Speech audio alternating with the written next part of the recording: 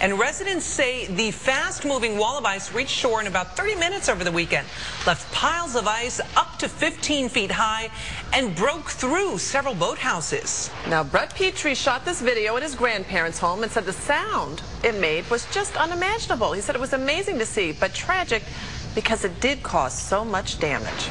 If you have a news story or you see news happening, email us, give us a call, or go to our Twitter or Facebook page. News 10 ABC at 5:30 starts right now. Live in HD, this is News 10 ABC at 5:30.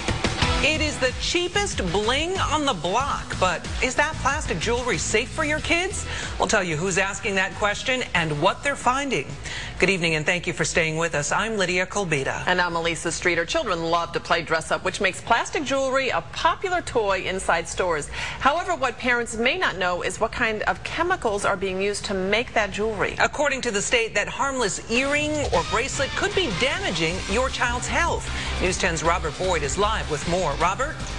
Well, Lydia and Elisa, New York recently participated in a study with a handful of other states, and they found out that an alarming amount of children's jewelry contain high levels of toxic chemicals. And the problem is, many of these chemicals are perfectly legal in New York, even though they pose health concerns. So today, a number of state organizations came together to support new legislation that would protect our children from unsafe toys. There's a light that flashes. That means that the testing is going on. Bobby Chase Wilding, Deputy Director of Clean and Healthy New York, demonstrated how easy it is to detect toxic levels in products. Just point and shoot.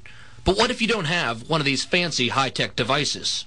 Each of these individual pendants, depending on the color that was on there, was whether or not it was containing one of those metals of concern, which means that it's incredibly difficult to tell whether the product you're buying for your child is going to be safe or not. 6 states, including New York, participated in a study in which a variety of children's jewelry was tested.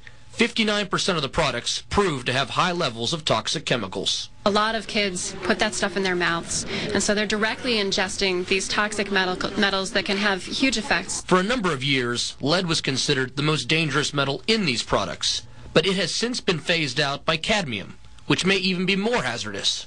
It's as if the manufacturers haven't really learned their lesson. They just said, okay, well, lead's banned. What's still safe and cheap? Right now, there are no laws against cadmium in New York. So lawmakers are presenting legislation that wouldn't just ban cadmium from being used in toys,